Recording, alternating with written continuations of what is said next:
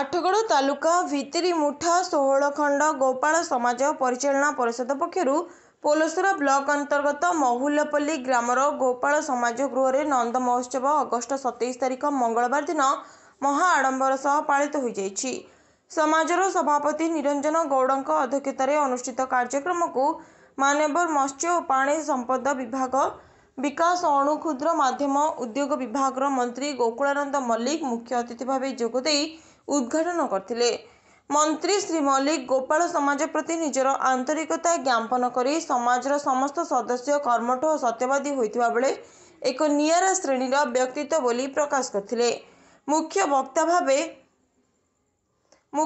भावे बर्तिनी विज्ञान महाविद्यालय प्राणी विज्ञान अध्यापक मनोज कुमार साहू एवं सम्मानित अतिथि भावे घुमुसर जिला बीजेपी उपसभापति प्रभाकर पंडा, युव मोर्चा सभापति दीपक प्रधान, मंडल सभापति रघुनाथ पंडा, महेश्वर परिड़ा, दीपक कुमार पोलाई, प्रसन्न कुमार डाकुआ, आठगड़ तालुका सभापति मोहन महाकुड़, मनोज कुमार खटुआ, संजीव पात्र प्रमुख अतिथि वृंद मंचासी नथिले।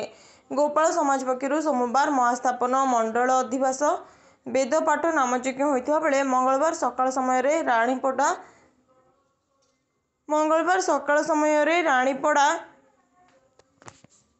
गोपाल समाज पक्षर सोमवार महास्थापन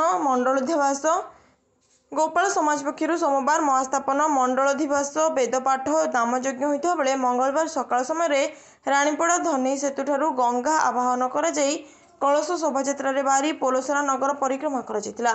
ए अवसर में महुलपल्ली 16 खंड गोपाल समाज कूल गृह को शोभायात्रा पहुंचीथिला। परवर्ती समय सांस्कृतिक कार्यक्रम साधारण सभा अतिथि मानक द्वारा सामाजिक कृतित्व हासिल करथिबा छात्र छात्री मानकु ट्रॉफी सहित मानपत्र दे पुरस्कार करा जायतिला।